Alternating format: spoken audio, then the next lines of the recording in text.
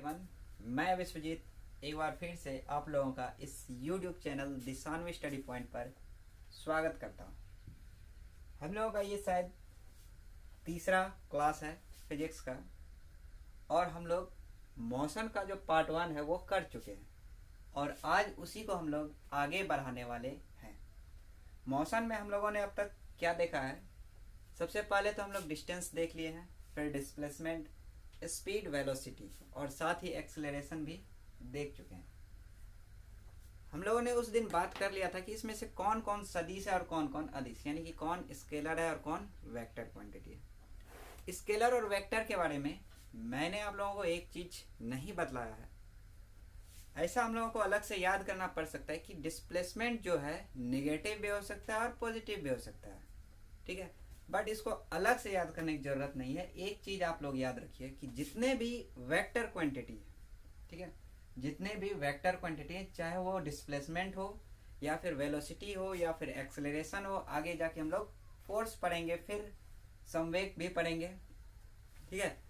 तो जितने भी वेक्टर क्वांटिटी हैं वो प्लस में भी हो सकते हैं और माइनस में भी।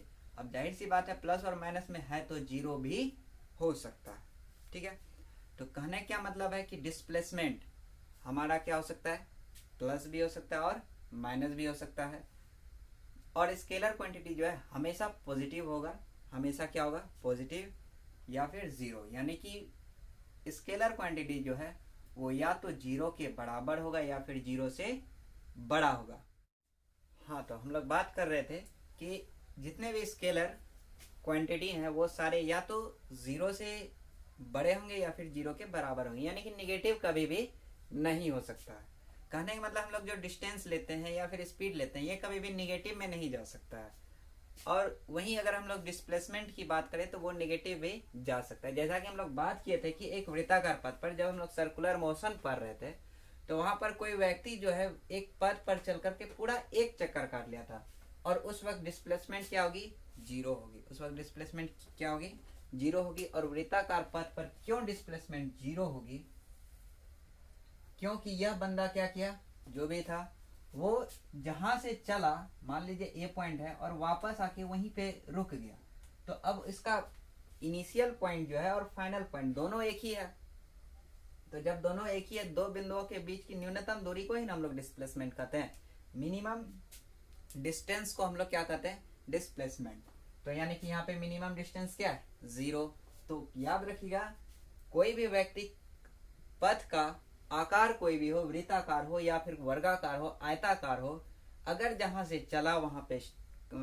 चला वहीं पे आके रुक जाता है तो फिर वहां पर डिस्प्लेसमेंट क्या होगा? जीरो। जैसे कि आप लोग अपने घर से निकलिए और पूरा मार्केट घूम लीजिए और वापस अपने घर पे जाके आराम से सो जाइए, यानी कि बेड से निकले, ठंड का मौसम है, जाहिर सी बात है कहीं से नहीं निकलिएगा, सीधे बेड से निकलिएगा।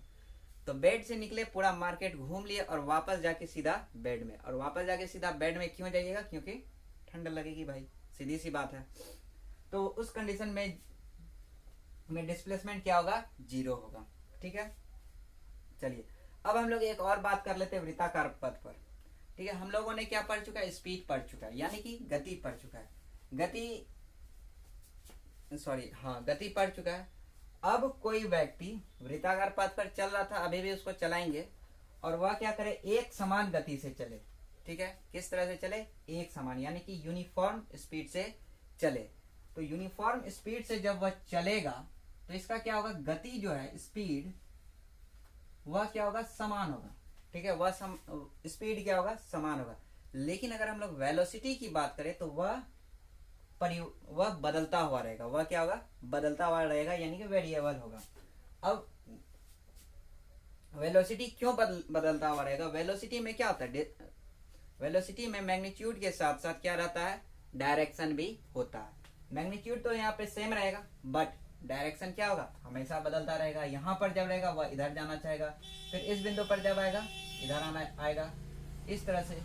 तो यानी कि एक सर्कुलर मोशन में क्या होगा, और उसका स्पीड क्या हो? यूनिफॉर्म हो, तो उसका पथ क्या, उसका वेलोसिटी क्या होगा? हमेशा बदलता हुआ रहेगा। चलिए अब हम लोग यहाँ से आगे बढ़ते हैं। अब यहाँ से हम लोग क्या करते हैं, आगे बढ़ते हैं, थोड़ा सा और क्या देख लेते हैं, डायमेंशन देख लेते हैं। ठीक है, तो हम लोगों ने क्या देखा था, स्पीड। स्पीड का जो एसआई यूनिट लिखे थे हम लोग, क्या लिखे थे, मीटर प्रति सेकेंड। तो इसीलिए इसका डायमेंशन क्या होगा, मीटर। किसका एसआई यूनिट है, लंबाई का। और लंबाई के लिए हम लोग क्या दिखाते हैं, एल। और ये प्रति का मतलब बटे, एस सेकेंड यानी कि एस हो गया सेकेंड का, और सेकेंड यानी कि समय, और समय हम लोग किस चीज से दिखाते हैं, टी से। तो इसको हम लोग किस तरह से लिखेंगे, एल टी माइनस 1। या फिर यहाँ पर एम नहीं है, यहाँ पे मास का कहीं कोई जिक्र है नहीं ना है, तो इसको हम लोग इस तरह से भी लिख सकते हैं, m0 l1 t माइनस 1, इस तरह से भी लिख सकते हैं। ये हुआ डायमेंशन। स्पीड के बाद आते हैं हम लोग वेलोसिटी पर। वेलोसिटी का भी ऐसा यूनिट क्या होता है, मीटर पर सेकेंड। तो जिसका ऐसा यूनिट सेम है तो उसका डायमेंशन भी क्या होगा, सेम होगा। यानी कि इसका भी क्या होगा, m0 l1 t minus 1। Clear है।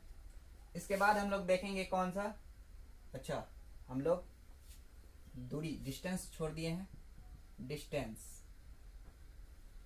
डिस्टेंस का क्या होता है ऐसा यूनिट, याद नहीं किए हैं क्या आप लोग, मीटर होता है। डिस्टेंस का ऐसा यूनिट क्या होता है, मीटर। और मीटर मतलब लंबाई, लेंथ, और इसका क्या हो जाएगा, एल। तो इसमें ना ही m है और ना ही t है, तो इसको अगर हम लोग m और t भी दर्शाना चाहे तो क्या दर्शाएंगे, m0 l1 और t0। आप लोग जानते हैं या नहीं जानते तो नोट कर लीजिए, किसी भी चीज पर पावर अगर 0 है तो उसका वैल्यू क्या रहेगा, 1 रहेगा। और डिस्प्लेसमेंट, डिस्प्लेसमेंट का भी क्या होता है, m, और चूंकि यूनिट सेम तो डायमेंशन भी सेम, यानी कि m0 l1 t0। चलिए और क्या बचा, एक्सीलरेशन। क्या होता है इसका ऐसा यूनिट, मीटर प्रति सेकंड स्क्वायर। आप लोग भी अपने मन में इसको बोलें ताकि याद यहीं पर हो जाए, ठीक है, और दोबारा जब पढ़े तो 100% हो जाए। क्योंकि ये छोटे छोटे सवाल जो है आपसे यहाँ पे ना ही डिस्प्लेसमेंट का परिभाषा पूछने वाला है और ना ही एक्सेलरेशन का पूछेगा, क्या बस ये यूनिट, यूनिट वेक्टर क्वांटिटी है या स्केलर क्वांटिटी है, और ज्यादा अगर डीप में जाए तो डायमेंशन। इसके अलावा यहाँ से और कोई सवाल नहीं आता, छोटा छोटा चीज है, ठीक है। तो मीटर का क्या होगा, मीटर यानी कि लंबाई, लेंथ, मीटर के लिए एल, और फिर सेकेंड स्क्वायर यानी कि टाइम, और पावर चूंकि 2 स्क्वायर है तो यहाँ पर स्क्वायर देंगे, और इसको हम लोग क्या लिखेंगे, एल टी माइनस 2। आप लोग ये भी जानते होंगे कि बटे में कोई चीज है और उसको ऊपर लेके जाएंगे तो क्या होगा, उसका पावर जो है माइनस में चला जाएगा। और इसको अगर हम लोग और लिखना चाहे तो m0 l t माइनस 2 ये लिखेंगे। तो ये कुछ पिछले वाले वीडियो का, पिछले वाले क्लास का कुछ बचा हुआ पार्ट था, ठीक है। अब यहाँ से हम लोग आगे बढ़ेंगे। हम लोगों ने अब तक के जितने भी क्वांटिटी थे सबका एसआई यूनिट और डायमेंशन हम लोगों ने सीख लिया है। अब हम लोग देखेंगे स्पीड को, सॉरी वेलोसिटी को थोड़ा और देखेंगे।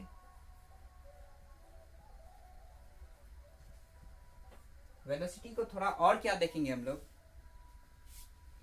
कि वेलोसिटी में 2 स्पेशल केस आता है, ठीक है। वेलोसिटी में 2 स्पेशल केस आता है। एक क्या आता है कि 2 अलग अलग वेलोसिटी, यानी कि 2 अलग अलग वेलोसिटी v1 और v2 मान लेते हैं, ठीक है। से अगर कोई व्यक्ति v1 और v2, ठीक है, 2 अलग अलग वेलोसिटी है, से समान दूरी से समान दूरी तक चलने पर उसका औसत वेग यानी कि एवरेज वेलोसिटी क्या होगा, ठीक है। जैसे क्या कि हम लोगों ने साइकिल जरूर चलाया, हाई स्कूल के ज़माने में साइकिल हम लोगों ने जरूर चलाया हम लोग, और बहुत बार ऐसा होता है कि हवा जो है हमें रोकती है, हवा क्या करती है, हमें रोकती है। तो यानी कि वेलोसिटी, जब हम लोग हवा के विपरीत डायरेक्शन में जाएंगे, यानी कि हम लोग जा रहे हैं आगे और हवा हमें रोक रही है, तो वहां पे क्या है, हवा हमें रोकने का प्रयास कर रही है, तो जब हम लोग आगे जा रहे होते हैं और हवाएं हमें रोक रही होती है तो उस वक्त क्या होगा कि हमारा वेलोसिटी अलग अलग होगा, ठीक है। और फिर उसी डिस्टेंस को जब हम लोग उधर से ही आए, ठीक है, यानी कि मान लीजिए इसको फोटो के थ्रू समझते हैं, ये ए और ये बी। अभी ए से मान लीजिए कोई स्टूडेंट जा रहा है स्कूल, ठीक है, और बी के पास उसका स्कूल है। हवाएं इधर से जा रही हैं तो हवा क्या करेगा, इसके गति को यानी कि इसके वेलोसिटी का अपोज करेगा, यानी कि यह थोड़ा स्लो जाएगा, चाह कर के भी यह स्पीड नहीं जा पाएगा। और यही बंदा जब उधर से आएगा, ठीक है, तो क्या होगा, उसका स्पीड और थोड़ा बढ़ जाएगा, यानी कि डिस्टेंस यहाँ पर सेम है लेकिन वेलोसिटी क्या है, अलग अलग है। तो ऐसे में कुल अगर औसत वेग इसका पूछा जाए तो क्या होगा, ठीक है। तो ऐसे में औसत वेग, ठीक है, यहाँ पे डिस्टेंस क्या हो, समान हो, डिस्टेंस क्या हो, समान हो, यानी कि इक्वल हो, वेलोसिटी अलग अलग हो, एवरेज वेलोसिटी, एवरेज वेलोसिटी क्या हो जाएगा, ये डायरेक्ट फॉर्मूला है 2 इंटू V1 इंटू V2 बटे V1 प्लस V2, ये डायरेक्ट फॉर्मूला है। अगर आप लोग इसका प्रूफ चाहते हैं तो आप जरूर कमेंट सेक्शन में लिखिएगा, उसके बाद मैं आप लोगों को इसका प्रूफ भी यानी कि प्रूफ करके दिखाएंगे ताकि याद करने में भी आसानी हो। फिलहाल अभी हम लोग आगे बढ़ते। एक ये कंडीशन हो गया कि वेलोसिटी क्या हो, अलग अलग हो लेकिन डिस्टेंस क्या हो, सेम हो, ठीक है। और दूसरा कंडीशन क्या है कि वेलोसिटी अभी भी क्या हो, अलग अलग हो बट टाइम सेम हो, ठीक है, टाइम क्या हो, सेम हो। यहाँ पर क्या होना चाहिए, टाइम सेम होना चाहिए।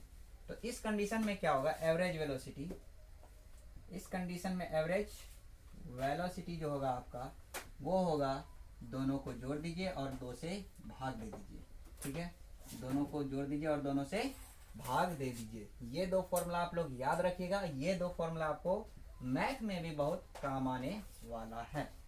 ये दोनों फॉर्मूला आपको मैथ में भी काम आने वाला है, इसीलिए इसको ध्यान से याद रखना है आप लोगों को। और अगर हम लोग ओवरऑल बात करें कि किसी भी चीज के लिए, ठीक है, यहाँ पे तो वेलोसिटी सेम था ना, मान लीजिए कुछ भी सेम ना हो तो क्या करेंगे, तो total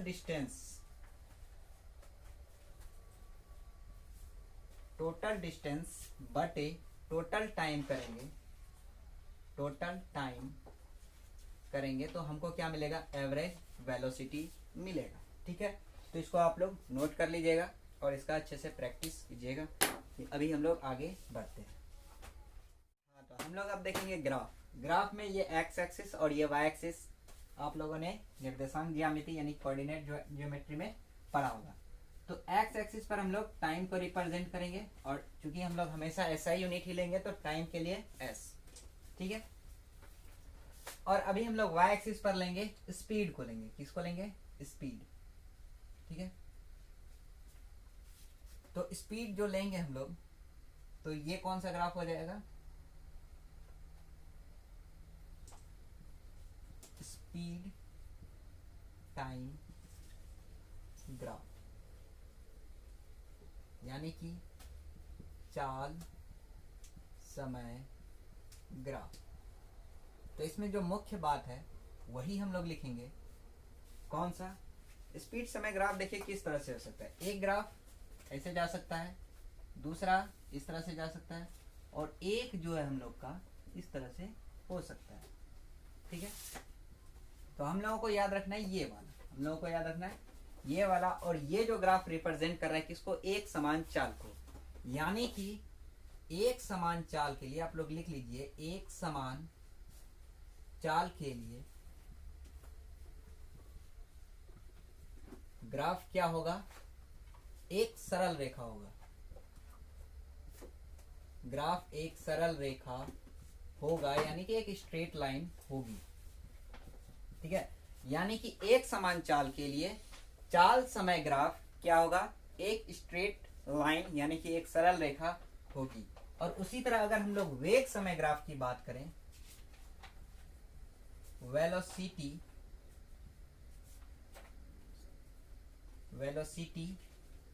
time graph, velocity time graph की बात करें तो यह भी बिल्कुल उसी तरह होगा। एक समान वेग के लिए क्या होगा, एक स्ट्रेट लाइन होगी। तो इसको आप लोग नोट कर लीजिएगा कि चाल समय ग्राफ एक समान चाल के लिए क्या होगा, एक सरल रेखा होगी, और वेग समय ग्राफ भी एक समान वेग के लिए क्या होगी, एक सरल रेखा होगी। अब हम लोग आगे चलते हैं, ठीक है। आगे कौन सा, आगे हम लोग देखेंगे दूरी समय ग्राफ, यानी कि डिस्टेंस टाइम ग्राफ। कौन सा देखेंगे, डिस्टेंस टाइम ग्राफ। और डिस्टेंस टाइम ग्राफ क्या होगा वो देखते हैं हम लोग। डिस्टेंस टाइम ग्राफ भी क्या होगा, सरल रेखा होगा जब चाल क्या हो, समान, जब चाल क्या हो, समान हो। इसका ग्राफ क्या होगा, इस तरह से होगा।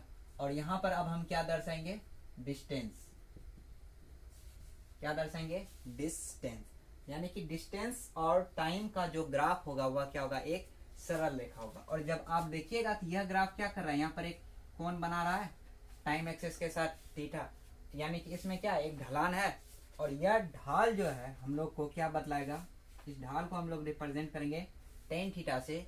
और यह ढाल हम लोगों को क्या बताएगा, यह ढाल हम लोगों को स्पीड बतलाएगी, क्या बतलाएगी, स्पीड बतलाएगी। क्यों, क्योंकि इस पर क्या है, इस एक्सिस पर क्या है, डिस्टेंस, और इस एक्सिस पर क्या है, टाइम, इस एक्सिस पर क्या है, टाइम। और डिस्टेंस बटे टाइम क्या होता है, स्पीड होता है। डिस्टेंस बटे टाइम क्या होता है, स्पीड होता है। अब आप लोग हमको बताइए कि ये अगर थीटा बड़ा होगा, यानी कि ढाल क्या होगा, ज्यादा होगा, तो स्पीड क्या होगा, ज्यादा होगा। तो यहां से डायरेक्ट सवाल आता है कि बताइए कि, हाँ बताइए कि डिस्टेंस और टाइम का जो ग्राफ, डिस्टेंस और टाइम का ग्राफ का जो ढाल होता है वह हमें क्या बतलाता है, ठीक है। डिस्टेंस टाइम ग्राफ हमें क्या बतलाता है, ढाल हमें क्या बतलाता है, तो वह ढाल हमें क्या बतलाएगा, स्पीड बतलाएगा। और ढाल जितना ज्यादा होगा उतना ही स्पीड क्या होगा, ज्यादा होगा। और उसी तरह से अगर हम लोग अब डिस्प्लेसमेंट की बात करें, किसकी बात करें हम लोग, डिस्प्लेसमेंट की बात करें, डिस्प्लेसमेंट का भी ग्राफ कुछ इसी तरह का होगा। डिस्प्लेसमेंट का भी ग्राफ क्या होगा, कुछ इसी तरह का होगा। और उसका भी ढाल हम लोगों को क्या बताएगा, चूंकि यहाँ पर अब क्या आएगा, डिस्प्लेसमेंट आएगा, चूंकि क्या आएगा, डिस्प्लेसमेंट, तो वह हम लोग को क्या बताएगा, वेलोसिटी बतलाएगा, वह हम लोग को क्या बतलाएगा, वेलोसिटी बतलाएगा। याद रखिए, डिस्टेंस टाइम का ग्राफ जो है हम लोग को स्पीड बतलाएगा, और डिस्प्लेसमेंट टाइम ग्राफ का ढाल हम लोग को क्या बतलाएगा, वेलोसिटी बतलाएगा, ठीक है। तो ये था हम लोगों का ग्राफ। अब हम लोग, ठीक है, इसके बाद अब हम लोग पढ़ेंगे लॉ, हाँ, गति का नियम, यानी कि लॉ ऑफ मोशन। और आप लोगों को पता है गति का नियम किसने दिया था, हमारे न्यूटन बाबा ने दिए थे, ठीक है। आप लोगों ने 9th में क्लास में पढ़ा होगा, और जो जो साइंस बैकग्राउंड से वो 11th में भी जरूर पढ़े होंगे, ठीक है। तो इसके बाद अब हम लोग पढ़ेंगे गति का नियम। और गति का नियम 3 है, पहला नियम, दूसरा नियम और तीसरा नियम। और इस नियम को अब हम लोग अगले नेक्स्ट क्लास में पढ़ेंगे। इसे तब तक आप लोग कंप्लीट कीजिए, ठीक है। और घर पर रहिए, अच्छे से रहिए, ठंड में बाहर मत निकलिए। वेल अभी आज आज कम ठंड थी तो आज निकल सकते थे, बाकी बात घर पर रहिए, सुरक्षित रहिए। थैंक यू, जय हिंद।